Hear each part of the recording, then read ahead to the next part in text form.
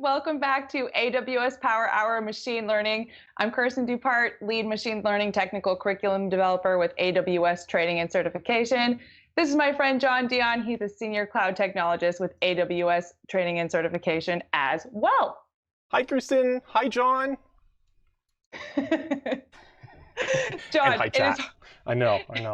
It's hard to believe this is our final episode. We are just, it feels all kinds of crazy, all kinds of good, bittersweet. I have never had a faster 7 weeks in my life. I know, it's crazy. Like, we've already went through 6 episodes. Chat, if you didn't watch those episodes, you are missing out. Our moderators will post a link in the chat to list all of the episodes so that you can go back and watch them.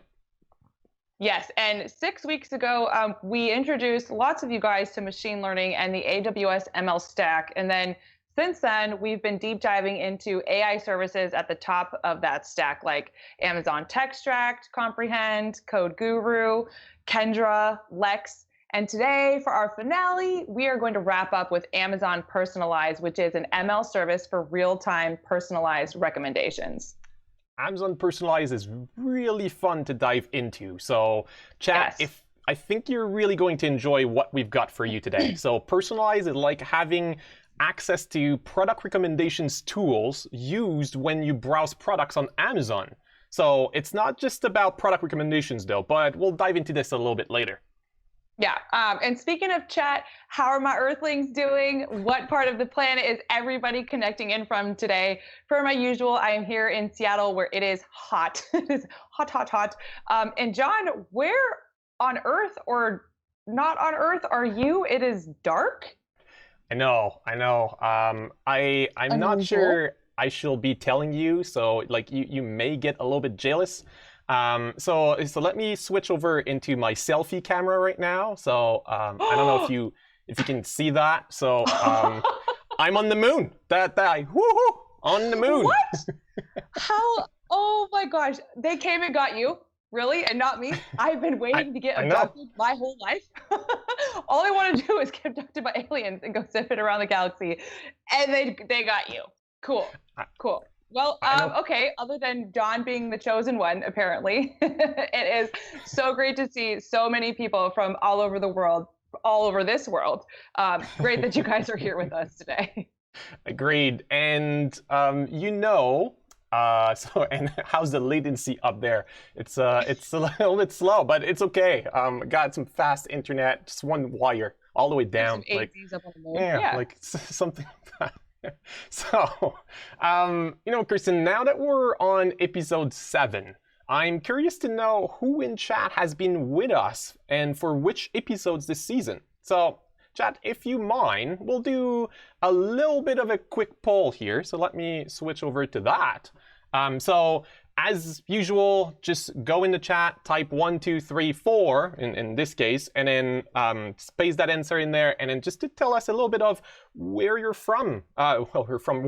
Where you're from in the list of episodes, right? So I'd love to see that. Fours. Cool. Every episode is at the top. Okay, no, that's all right. That's all right.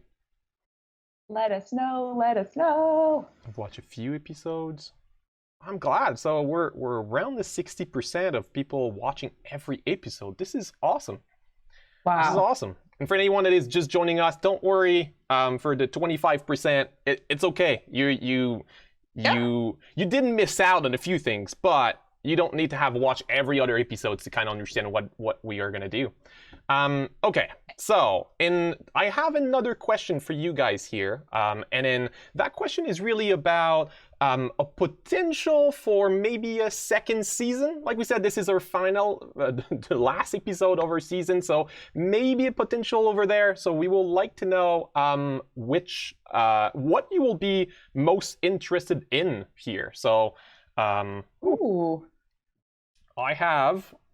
Let me try to readjust my screen over there. That's funny. Must be because you're on the moon. Yeah, that may be because I'm on the moon, right? That's all it is. There it is. See? Got it. So you can vote more than once on this one. I forgot to say. So you can vote up to 6 times. So whichever one you would like to hear more or most about, just paste them in there. We like it may be helping us for maybe another season or what we're gonna do with all of this. So definitely want to hear a little bit more about that. More real life use case and demos seems to be at the top there. Cool name. Love seeing all of these responses come in. We always have such a diverse group. I love it. I know, right? It's crazy. It's really good. Seems like mapping business problems to possible ML solutions, no one cares. Yeah. Hey, that's good to know. We won't do it then. Okay, we got one. Oh, okay, a little bit. Hey, I shall not have said that. All right. Very okay. Cool. Well, thank you everyone for letting us know that. This is great. So that's gonna maybe help us out in the future. Yeah. Super incredible. Seriously, you guys are the highlight of our week, so your input really matters to us. And the fact that you are here hanging out with us and interacting is just really the best thing. So, okay, though, let's talk about today's episode, right? So the first thing that we're going to do is a quick recap, like we always do, of last week's show, which was on Amazon Connect as well as Amazon Lex. After we do that, we're going to introduce Amazon Personalize. And by the way, we have an awesome guest here to lead us through Personalize. His name is James Jory, and he's going to be popping on shortly.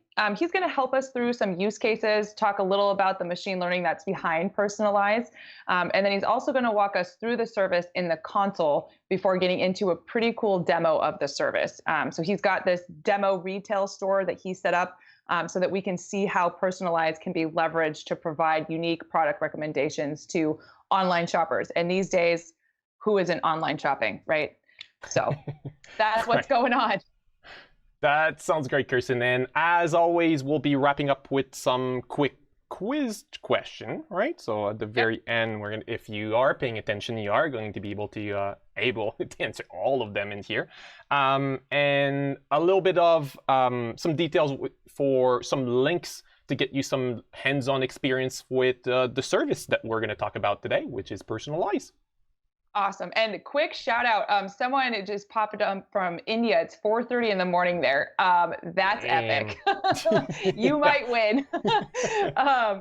So anyways, yes, this is our last episode. And I do want to just add, John, that we want to make sure that we take a minute to properly sort of wrap up this season with some additional tips and suggestions for how you guys can continue to learn about these AI and ML services if that's something that you're into. Yeah, no, absolutely. So let's get to it. So let's do a quick recap from last week, which was about Amazon Connect and Lex. So if you've been following the show before, like you will know that we normally ask you to do a little bit of homeworks, right? So I'm a little bit of a stickler for homeworks. So chat, who here has done their homework? Anyone wants to tell me they've actually done their homework? Don't worry, I'm not gonna bring you on the show. You can be honest, and nor call your parents. I don't think I can do that. I've been told. So we give you a couple of options, and they were about Amazon Connect and Lex. So I'm gonna do a quick review of those assignments now, so that you can go and learn and Are you hanging that ringing thing? Yes. So, hey, it's Haywood. Again, Haywood, great to have you back. It's got to be one person. Hey, John. Hey, Kirsten. Hey, chat. It's great to be back. It is so good that you're here. Let me guess. Are you here to save John again because someone didn't do his homework? Wait. Who says I didn't do it? Because, fine. Let's pretend I didn't do my homework. Right? And then we'll let you go through it. Haywood, what do you have for us this week?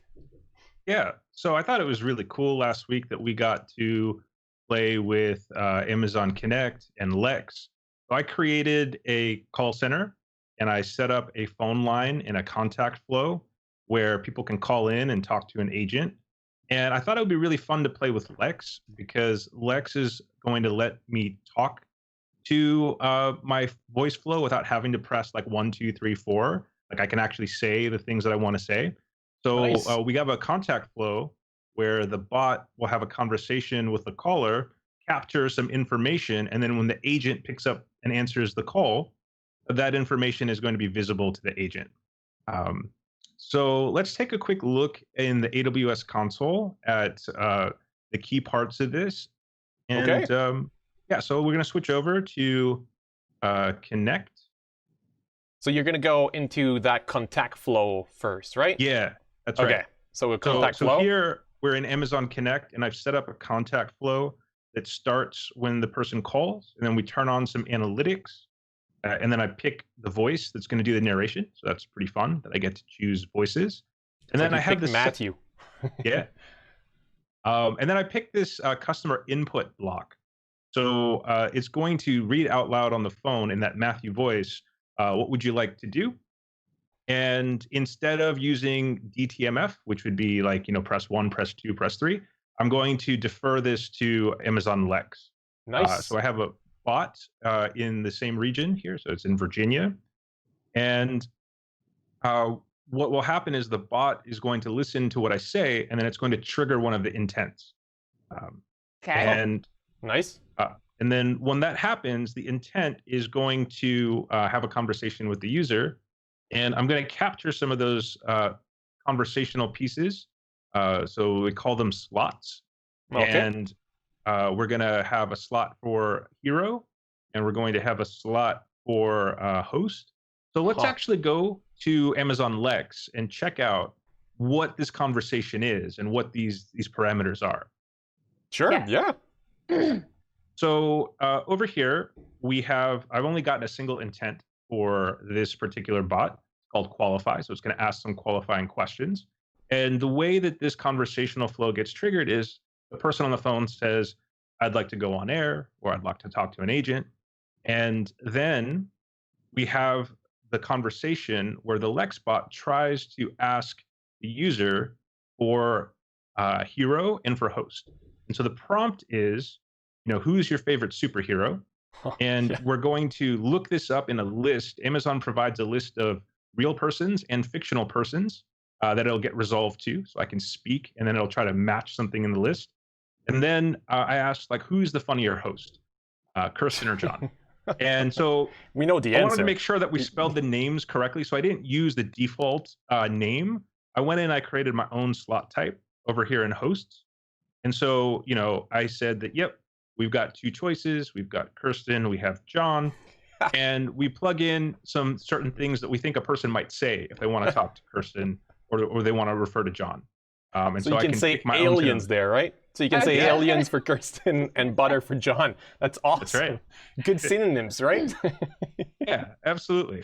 So that's kind of the interaction that we're going to be going for. Okay. Let me bring back the picture.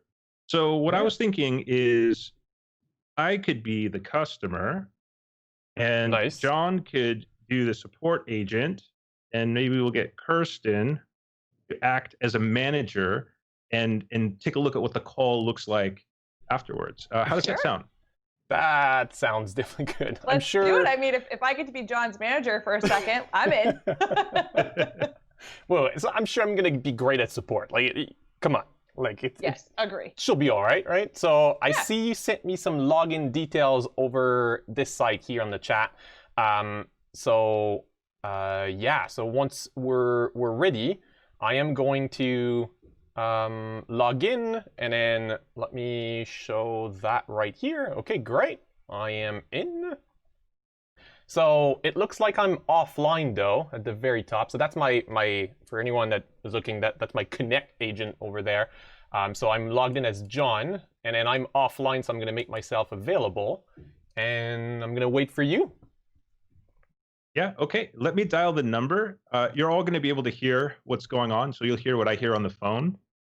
Okay. Awesome. What would you like to do? Oh, I'd like to talk to a host.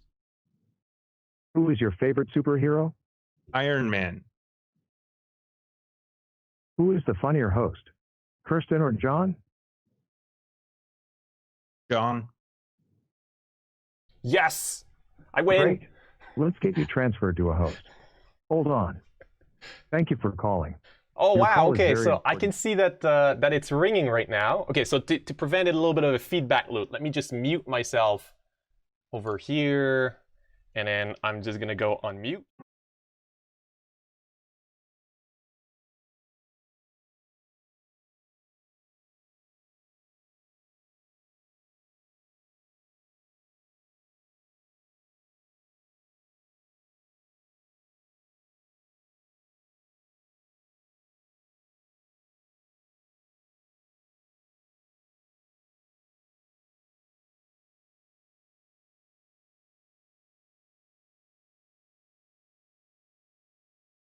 Hello?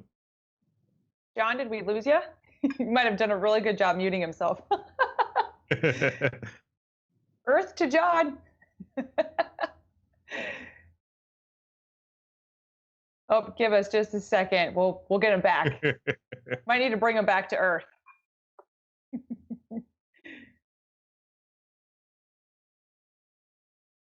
I liked that hold music though. Ah, that's pretty good. Upbeat for hold music.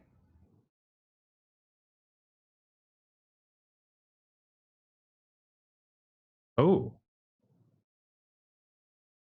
Did it mute? well. Look at that. Oh, he's back.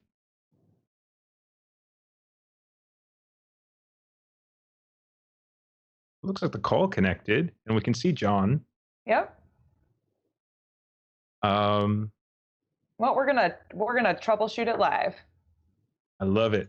But what's kind of cool to take a look at is if you notice on John's screen, my answers to my questions are showing up there.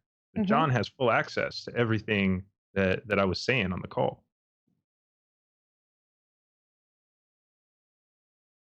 That is very true. I can see it there too.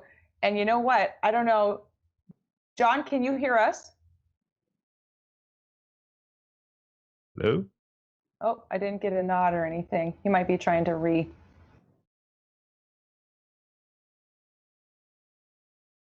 Oh, audio. That's good times. Well, it looks like I can't get my audio working.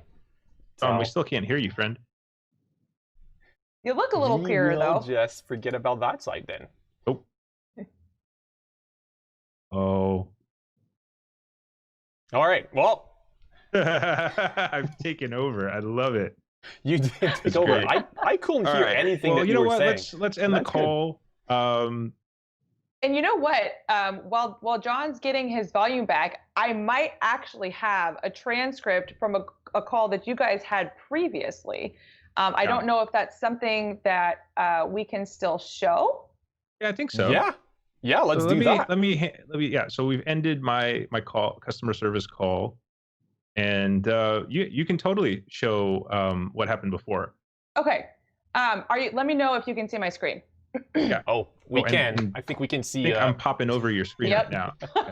It's just because I love you guys. It happens to me all the time. Okay, you guys. So I do have access to a previous call that John and Haywood had, and I will tell you that it started out really well. They had a really good conversation, but as you'll see here in a moment, I think Haywood brought up sending possibly John some maple syrup, I believe, from New York. And John, being the Canadian that he is, he said that maple syrup has to come from Canada. So you can imagine how this conversation went. And so, as John's manager, right, I can go in and I can through the Amazon Connect dashboard, and I can explore that conversation and really what happened there. So here I am in the Amazon Connect dashboard. I'm just going to go into my contact search really quickly. I know that I'm searching for a conversation that happened today, so we'll go ahead and search that.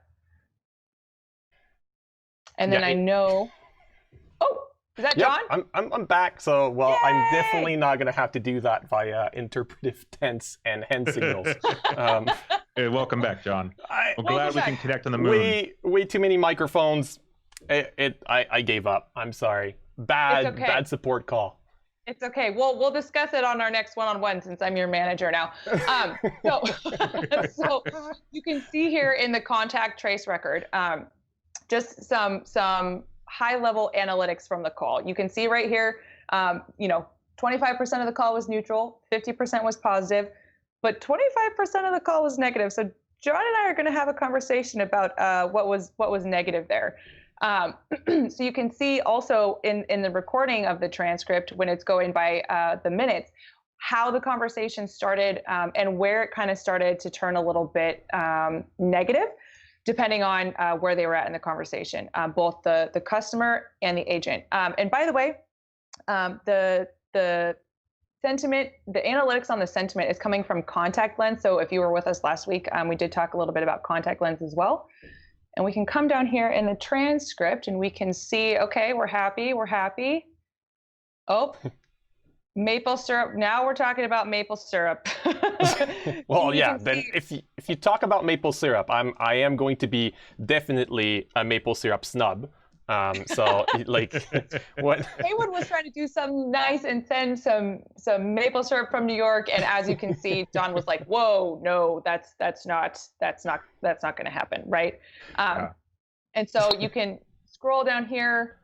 Let's see, and like Haywood was saying, you can see the answers that he was given to the questions, and some other good information there as well. So that's what you can see if you log into Amazon Connect and you want to see how some calls are going and how the interactions between your customers and your people are going. That's awesome. Yeah, it's super cool, John. We're gonna have words about this some other time. Well, I think I just picked the wrong microphone and I kept muting and unmuting the wrong one. And anyway, technology. I think you just didn't want to talk to me after our last fight on the last time we had the support call. Beefing about maple syrup. We do have a question there. So can the dashboard provide average rate of the operator? So let me just scroll and bring back this content here. Like what you can see is if it was like as you can see at the top over there, right? So in neutral, 25% and positive. Oh, I think you removed your connect part. There it is. So the neutral part, the positive and then negative side. So that's kind of what you're gonna get. But like there's no, if you would like to tag along a performance, then that will be something to add, let's say after the chat as a question, and then maybe take that as going through a Lex bot right after, and then taking that as an answer, and then maybe like we have at the very end, like John was an answer, and then who favorite host and whatever. One of the answer could be performance of that agent. That could be on, I don't know, on 5. And Haywood will have definitely not rated me very good at that point. But yeah. So yeah. Yeah. Cool. But yeah, that will be something, just another addition that I will think that you add right to it after that. So I think the really cool thing about working with something like Connect is you are getting a programmable call center that you can build any extension you like with AWS, right? You can capture the logs, you can stream things to our ML services. And so if there's any question you want answered and it's not built into the product UI, there's a way for you to build it. And super neat. Yeah, very Awesome. cool. Well, it was a wonderful surprise to have you, Haywood, stop by, right? Yeah. Yeah, thank you. Thanks for having me. But we got through it. Awesome. Well, thank you and see you later, Haywood. Thanks for popping Thanks, by. Haywood. Thank you, friends. Bye. Awesome. So, speaking of guests, we have another great guest coming on to now. So, and then let me bring him. So, James Jory is a senior AI specialist solutions architect with AWS. So, James, welcome to the show. Hey, Kirsten, John. Hey, chat. Hi, James. Very happy. Hey, happy to be here today. And also honored to be your last guest for the Machine Learning Power Hour series. Awesome. Well, we are super excited to have you to talk to us about this personalized thing. So as we do with all our guests though, when we start, we love to start off by having you tell us a little bit about how you got into machine learning. So what's your ML journey, James? My ML journey is probably not unlike others working in the ML space today. Before joining AWS, I designed systems that use data to inform business decisions and provide features and applications. So one example is I built a platform for the wine industry that collected all the wine-related posts on social media platforms and used hand-built algorithms to score the sophistication of wine consumers, measure the sentiment of social posts, determine wine brand affinity, and features like that. Wow. It was fun, but it required a lot of industry experience and tuning of these algorithms to deal with all sorts of edge cases. And it seemed like we were always working to improve the accuracy, the scale, and the performance of the system. I knew there had to be a better way to solve some of these problems, and that's ultimately what drew me to machine learning. That is awesome. Well, if Personalize has anything to do with the story that you just told, I'm pumped. I mean, I'm excited either way. But is it possible for you to give us just a quick overview of Personalize? Yeah. Sure. Yeah. So Amazon Personalize is an AI service that has been in general availability since the middle of 2019. And it allows developers to build. So it allows developers to build custom recommenders based on their own data. So these recommenders can be used to create highly personalized customer experiences in applications and even through messaging channels like email, push notifications, SMS, or text messages. Like other AWS AI services, Personalize is fully managed. So it takes care of all the machine learning steps for you and provides an auto-scaling API endpoint that allows you to retrieve recommendations out of the service. That is awesome. And I know AI, buttery. Yeah, exactly. Things are coming to mind. I know it works a little bit differently, right? So there is something about having to train it at first, but I don't want to go too far into it yet. But I know Personalize has built, it has been built on the original Amazon.com technology. Can you tell us more about that connection? Yeah, so Amazon's been working on personalization for more than 20 years. So the early personalization efforts on Amazon.com were driven by the need to improve the discoverability of relevant items. As you recall, Amazon started selling books, and so as the catalog grew, it became harder and harder to surface relevant, items to shoppers. So the first personalization feature was launched in 1998. With the now familiar customers who bought items in your shopping cart also bought these other items.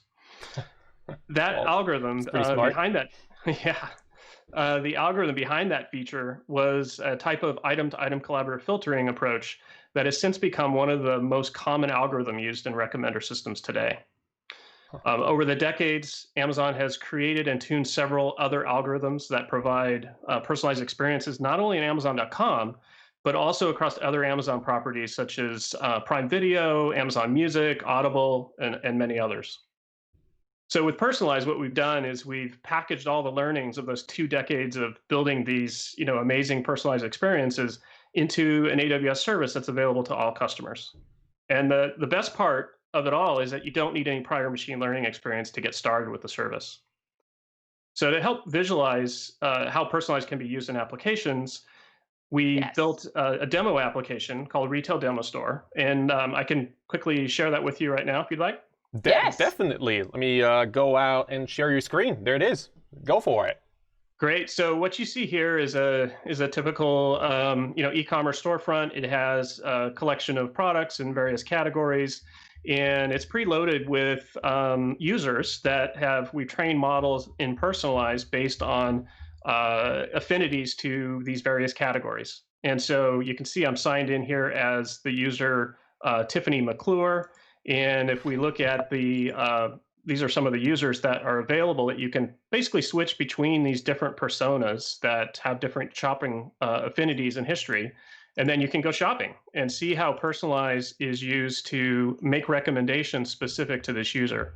So I'll just quickly show how the first Personalize experience in Retail Demo Store is implemented for Tiffany, we can see again, she is interested in primarily accessories, secondarily jewelry, and then apparel.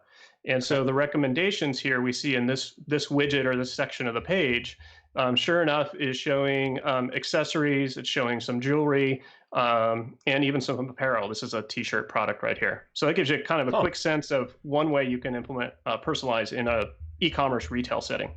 But James, Personalize can't just be for product recommendations. There's got to be more, right? I mean, I can see recommendations being used just in so many other domains. Are there other use cases besides product recommendations? I mean, this is awesome, and the fact that you have all of those, shoppers that you can see their product and recommend things to them is super cool. But I'm guessing there's more. Yeah, there's actually nothing inherent in Personalize that's specific to retail or e-commerce, and so it can be used across really any industry. And we're seeing customers use Personalize across several industries. So of course, personalization has long been a staple in the retail space. We're seeing customers such as Mecca, Keen, StockX, Pomelo Fashion improve their business metrics using Personalize. Wow. However, we're also seeing a lot of customers in, say, media and entertainment using Personalize for, say, video and music recommendations, as well as areas such as online learning and even content management or content recommendations in financial services and healthcare industries. So really any place where you have behavioral data about how users interact with items and where you want to make recommendations of those items to your users, Amazon Personalize is likely a strong fit. Wow. Nice. Huh. So James, let's go back to product recommendations, right? So for a second, and how is Personalize different from other traditional approaches to recommending products? Like, why is it different? So there's many businesses today are still using traditional rule-based approaches. So similar to what I mentioned in my background, where they're using these rule-based approaches for personalizations, where they're essentially grouping customers into segments or audiences, and then delivering personalized experiences to those audiences. So all the users in the audience receive the same treatment. That's not true one-on-one personalization. Also, as the number of users and items in a catalog behind one of these types of systems, as it grows and increases, as well as the diversity of interests of users in the application increases over time, these rule-based approaches become difficult and expensive to maintain. Yep, I can Machine learning algorithms, yeah, for sure. And that's how Amazon.com actually started with rule-based approaches. And so what we found is machine learning algorithms can be used to train models that deliver much more relevant results, but they also bring their own set of challenges. So it's not a silver bullet. So some of those challenges include machine learning models have difficulty dealing with what's called cold starting users or cold starting items. And these are users or items where the model has no prior history on the users or items to draw upon to make recommendations. Another challenge is, yeah, I mean, it's logical when you think about it. Yeah. Another challenge is keeping up with evolving user intent. So maybe when the model was trained, I was interested in a certain type of products, but as I'm shopping on the site right now, I might be interested in something completely different. And so machine learning models it's challenging for models to keep up with that evolving user intent is what we refer to it. The personalized algorithms are designed specifically to address these common challenges. So, James, as you're talking, I mean, this just sounds so applicable to so many different use cases and users. Are you able to use the AWS console to set up a solution like the one that you're showing with the retail demo store? Yes, absolutely. So I'll just kind of quickly go through the dashboard here, the basic components of working with Personalize. So what you're seeing here is the dashboard in the AWS console for Personalize. And getting started with Personalize really involves 3 simple steps. So the first step is getting your data into the service. And so there's two ways to do that.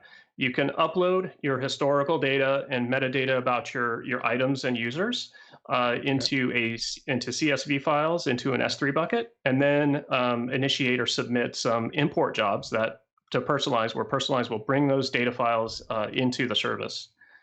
The other way you can get your data into Personalize is using the real-time streaming APIs. And so if you already have, say, an e-commerce site or a content site that's on AWS, and you're streaming these events into your AWS environment already, and say they're in something like Kinesis or Kafka, you can just create a consumer off of one of those services and forward those along to Personalize. So it's both of those, right? So these two things together. Yep, and you can use them together or separately on their own. And so those are just one of two ways that you can get your data into the service. And as we'll see, the real-time APIs, where some of those real interesting use cases, such as keeping up with the user's evolving intent, that's where the real-time ingestion comes into play. Okay. So once you have your data in the service, the next step is to create what's called solutions. And so solutions are equivalent to algorithms and parameters that, when combined with your data, is where the actual model training and model validation steps occur. So would you say that's the model itself? Yeah, so that's a solution is analogous to when you create a solution. Every time you train a model and Personalize, it's called creating a solution version. And then over time, as you retrain, you create new versions. Model version. Awesome. Perfect. And it's important to point out here at the creating the solution step that you can create multiple solutions with different recipes and different configuration based on the same data sets that you've ingested. So that allows you to create different user experiences, personalized experiences that are tailored to maybe different parts of your application with different models trained on your same data sets. Nice. Wow. So the last step, the third step on the right there, is when you're actually going to put your solution versions to work, and you want to get recommendations out of the service. And so there's two ways to do that. The first is creating what's called a campaign, which is where Personalize will provision the necessary infrastructure that provides an API. That's an auto-scaling API. So Personalize will automatically scale out and back in based on the request volume that you send to this endpoint. This is how you get those real-time recommendations out of the service. Say that user experience we saw in the retail demo store, it's making a call to a campaign to get those recommendations. Huh, nice. So that will be the butter section, right? The butter service that we keep talking about. That's when that goes. But then Indeed. You still, and then that's the thing that is a little bit different to what we've talked about since the beginning, right? You have to train it. You have to make it go and create your model, but you don't need to know that much about machine learning, right? You just need to upload your data in S3 or stream the data in, and there's your solution. So still butter, still a butter service. Yeah, and you can get into those parameters. So when you create the solution, there's parameters that control how the algorithm behaves, and or you can turn it over to Personalize and say, select the best performing parameters for this algorithm based on my data set, and that's referred to as hyperparameter optimization. So you can get in there and do some tweaking of the service, or you can just turn it over to Personalize and have Personalize figure out the best model for your data. So this all seems pretty clear, and the buttery services, the reason why the whole analogy there, right, is that they're made to be as easy to use as possible, just like going to the store and buying butter as opposed to buying a farm and making it yourself. So going through this console way that you just showed us, James, seems pretty easy enough. Is this how you built the campaign for your demo? So actually, what we used for the retail demo store is because this project, the retail demo store, is both a demonstration tool as well as an educational tool. It has a series of workshops, and the workshops are designed to step a developer through how to build a system such as retail demo store with Personalize. And so what we have is, as you can see on the right here, is some Jupyter notebooks that are designed to step-by-step walk a developer through everything you saw on the console, but in code with instructions explaining every step along the way. Awesome. So it is a notebook that you're using. So you're using the API plus your data set, and that's S3 that we were talking about earlier. And then that's these two together that you're using to then create Personalize. That makes sense? Mm-hmm. Awesome. Very cool. We do have a question. Besides CSV, how else can you input the data? So for the historical data and your item and user metadata, CSV is currently the only supported format, but we are looking at supporting other formats. Of course, the real-time ingestion is via an API call, and so it's like a RESTful call where you're passing in parameters to an API function. And Okay. we have that other question from Zesh. Yeah, and I think Tom, just one of our moderators, just got some information about pricing. Great question. Yep. Awesome. Perfect. Okay. So, right, you built everything in the notebook, right, instead of the console. It's programmatic so that you can reuse it. In fact, chat or moderators will send a link in the chat at the end of the episode for how to rebuild this demo from GitHub. So, James, earlier we saw how to call a campaign from the AWS from what existed inside of the console. Can we get a sneak peek at the notebook and to see how you can call that campaign, right? That API that you talked about a little bit earlier. Sure. So let me switch over to the notebooks to give you an idea of what they look like. So this is the top of the notebook where it starts from no personalized data sets, no solutions, no campaigns, and it walks you through all of the code and instructions, as I mentioned earlier. Getting down to the point in the notebook where we are actually getting recommendations out of the service is, let's see, right here. So this is where we're going to test. So we actually built 3 campaigns with Personalize, and actually, let me show you over here in the console to give you just a level set on the campaigns that we have here. So this is the actual working Personalize backend for the retail demo store, and you can see we have 3 campaigns here for 3 different use cases using the different solutions and recipes that we have. So bringing it back over to the notebook, we're going to make a recommendation call for user ID 256. And in order to get information about this user, so we have a number 256, let's find out about that user. And so the retail demo stores, it uses a microservice architecture. And so one of those services is a user service. And so this call here is actually making a RESTful call to that service for user 256, and we're getting it back information about that user. So we can see this is Tiffany McClure, who we looked at on the storefront a few minutes ago. And here's the persona that we saw, so accessories, jewelry, and apparel. And then here's where we will actually make a call to Personalize to get recommendations for user 256.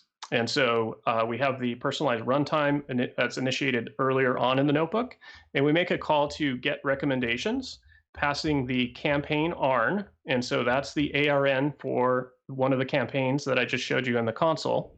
Okay. We pass the user ID, and then we tell Personalize how many results we want to get back. So we're just going to bring back 10 for this user.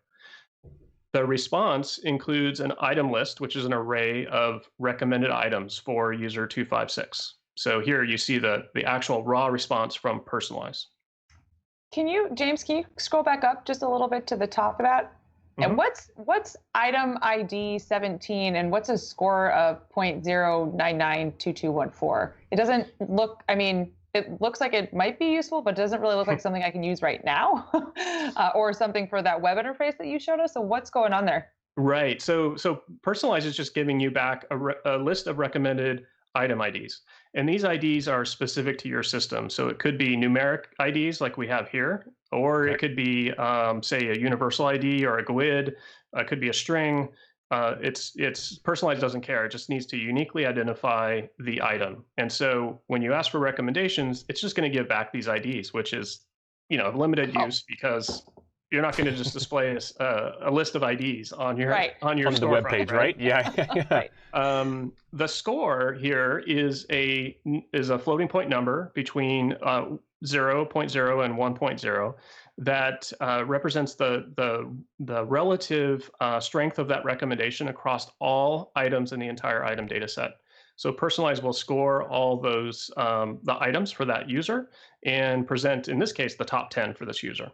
Wow. So it's kind of like in some of our previous episodes, we talked about confidence scores, kind of like that.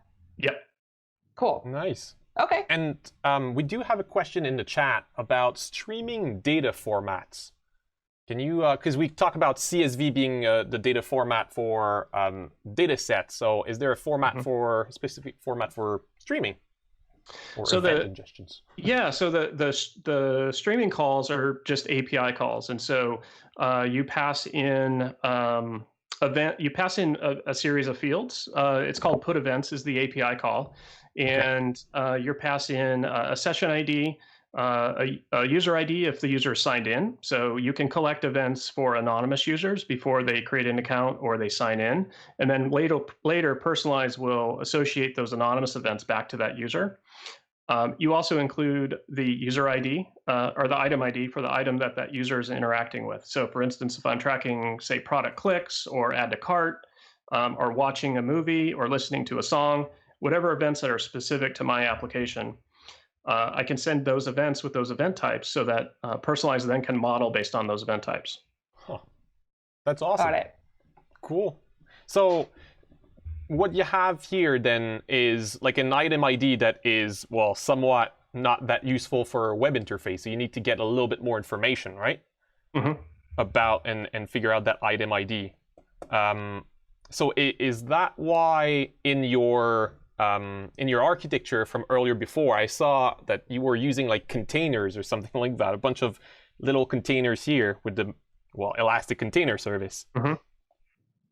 Yeah, so as we move to the left, so we talked about how we train the models over here on the right, and this is where the microservices are that I mentioned earlier.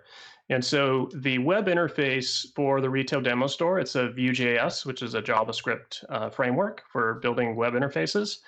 It makes RESTful calls into these microservices. And so the recommendation service, aptly named, is what the front end calls to get recommendations. And so that service will call the Personalize campaign, get back a list of those item IDs that we saw in the notebook. But in order to return that back to the user interface to do something useful, it will make calls to the product service for each of those items to get rich information about those products. And then it will return a more usable response to the client. And so I can show you what that actually looks like. I have it. So this is a call to the recommendation service that's running in my account. And it's passing user ID 256, as you can see up here in the URL. We're asking for 9 results here because that's all that's shown on the homepage. But you can see that now that recommendation service is returning detailed product information that the front end needs to render that recommendation in a pleasant way, for the user, so they can see what the product name is, the image, the URL, the price, and so on. Awesome. Very cool. that makes sense. I think I saw a microservice on the architecture for search, or I saw it somewhere. Right there. Yep. Yeah, and I think there was a search bar in your demo too. Can you show us how that works? Sure, absolutely. So I'll go back to the demo to show you how it's manifested in the front end. And so we have the search field over here on the left. And so remember, we're still signed in as Tiffany, who's interested in accessories, jewelry, and apparel. And so if I just put in like a single letter here, the letter S, the search results are coming back, and it's using another one of those campaigns that we saw in the console. That's using the personalized ranking recipe. And so this recipe is designed for when you have a list of items and a user and you want to re-rank the order of those items, personalized based on that user. And so we see accessories are ordered first. So S for shoulder, comes up first. We have socks, which is apparel. But other products that have S, such as speakers and sneakers, are lower in the list, right? Because we know that Tiffany is more interested in accessories and apparel. Wow. Fair enough. That's awesome. That's relevant, yeah. So, Personalize can't be just, there has to be another service that you're using here to do the search, right? So Personalize can't be just returning that list over there. So what are you using for that? If we go back to the architecture diagram. Right. And so exactly. So what Personalize is using is Elasticsearch to perform that query. So when I put in the letter S, that is sent to Elasticsearch to do a prefix query. And those results are coming back from the search microservice. And then we send those to Personalize for the re-rank campaign. And Personalize will re-rank those results, and the recommendation service will return the re-ranked order, the re-ranked products back to the front end. Huh. So, okay, so at this point we talked about like the data sets that you talked about, querying the API, right? So that's or querying the API directly, and with the different campaigns APIs that uses those solutions. So everything is built with these data sets, but there is that one thing that, well, in fact, it was iButch a little bit earlier that talked about this. It is the event ingestion as another way to bring data in. So is that something that you can show us? Because I see like your event streams at the top. So I'm kind of interested to know if you've built that in your demo. Yes. So here's the stream line that you're referring to, and this is that call to that other way to get data into Personalize using the real-time API. And so every time the user clicks on a product or adds a product to their cart or purchases a product, an event is sent to Personalize using a real-time stream. And so that's how we get the data into Personalize. But let's see how that data is put to use in the actual demo itself. So we'll look for Tiffany, we'll look for a product that is being recommended to her. So we'll take this first one. It's this black purse here. We'll add it to our cart. And so what's happening now is events are being sent to Personalize when I view the product, and then when I just add it to the cart, we'll view the cart and we'll actually check out. And so this is not a real store, so you don't have to put any billing information in, which is awesome. Great way to buy things. I like that. And so now what's happened is the retail demo store has sent an order completed event for this product back to Personalize. And we'll see how that product should no longer be recommended. Sometimes it takes a second. So I'll refresh the page. Oh, it's still being shown in this case. That's pretty incredible, though. We'll pick another product here. Sometimes it takes a few seconds for that to be reflected in recommendations. Sure.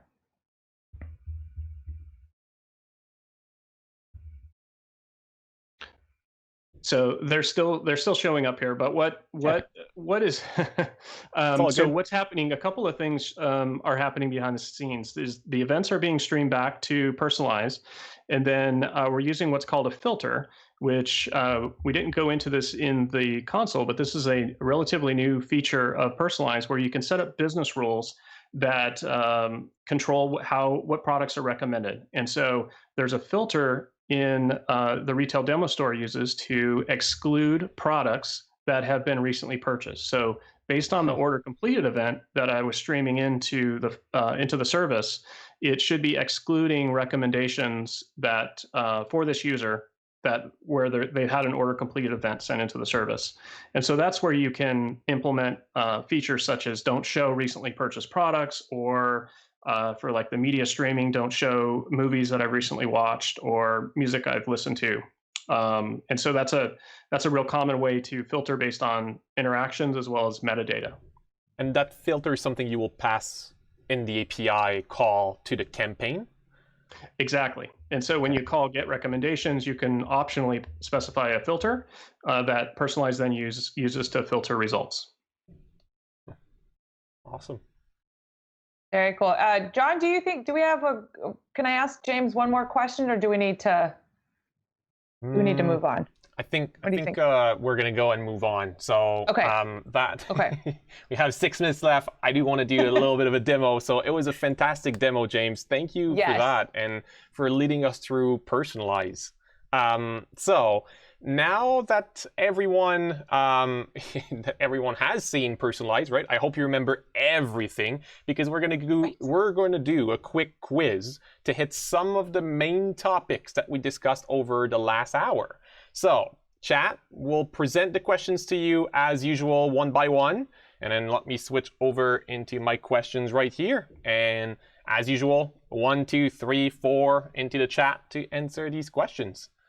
And let's see if you listened while James was speaking. We can get James to help us facilitate. How about that? Yes. Yeah, let's do that. That's a long question right here, right? So what is the difference between Amazon Personalize and other AI services like Amazon Comprehend, Textract, and Lex? I may have said it a few times, but I do like that last answer of Amazon Personalize has nothing to do with butter. It's more akin to, say, olive oil. I think I know where this answer comes from. I think Tom really, really loves olive oil, so... I think so too. I think that's it. It's got to be Tom. Well, except for Tom, this is a sharp crowd. Yes. Every Thursday we find out just how sharp the crowd is, and you are spot on, James.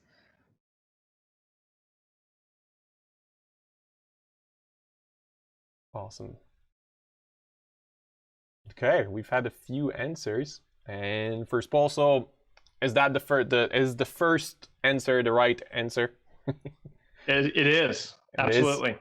Awesome. So yeah, you have to train it, right? So I said it a few times where it is the main difference between the other ones that are there, but then that allows you to do even more things. And then if you remember in our Comprehend episode, we even talked about the fact that Comprehend, you can train it and even personalize it with custom entities as well, but there is a default thing of Comprehend you can call right away.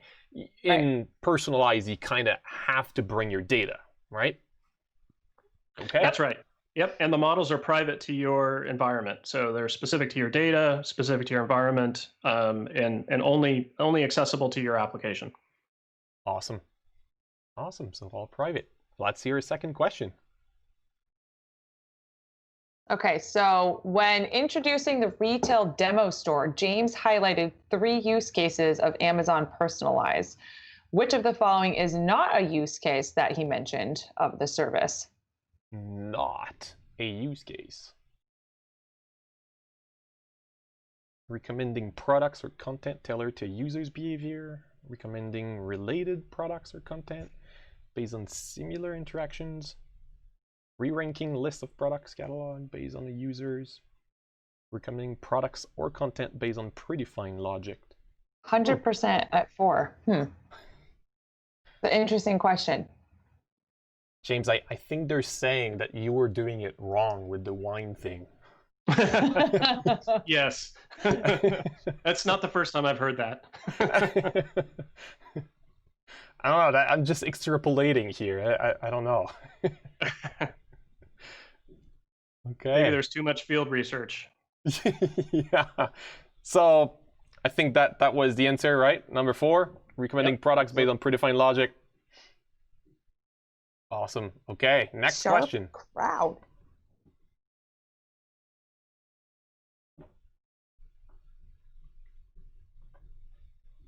What is a solution version?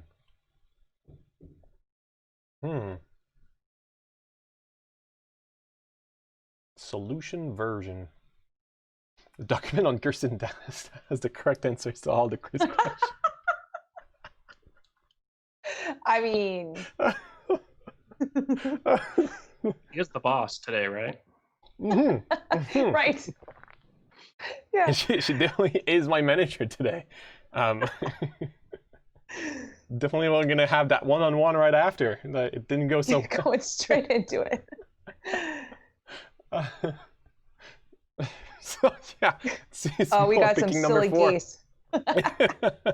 So just making sure where is the correct answer here, James? So a solution version needs to be deployed into a campaign to be able to get those real-time recommendations. We didn't talk about batch recommendations, but you can also have Personalize generate recommendations for a batch of users in one job, and it does use the solution version directly for that, but you need a batch job to make that happen. Awesome.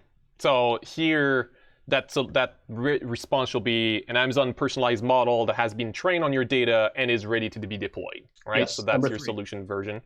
And it has to do model, so I don't know if you remember it, everyone, but I said I wrote model under version, under solution, so maybe that could have helped, but I was trying to help. That didn't seem like it worked. That fourth answer looked way more fun. Okay. All What right, about this one? Yep. When in production, if you want to have Amazon Personalize automatically adjust recommendations based on new recorded events, you must retrain your model to ensure it accounts for both historical and new data. True or false? You must retrain your model to ensure it accounts for historical 50-50, right? And new data. Oh, I like it. 50% chance. That's let's go for it. We have a few 2s that are coming in. If you remember, we did talk about our very last subject that we talked about. Oh, it looks like Debster may not like her the answer that was provided first.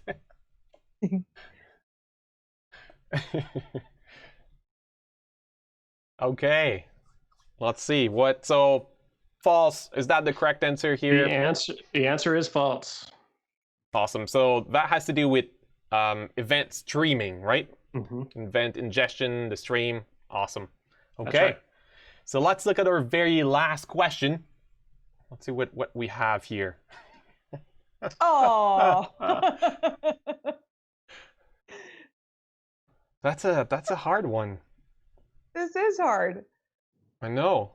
What did Awood answered while talking to the Lex bot? Let's see.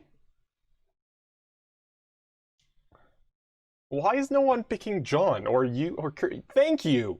Or me. Okay, or you. I was gonna say you, but it arrived. So yeah.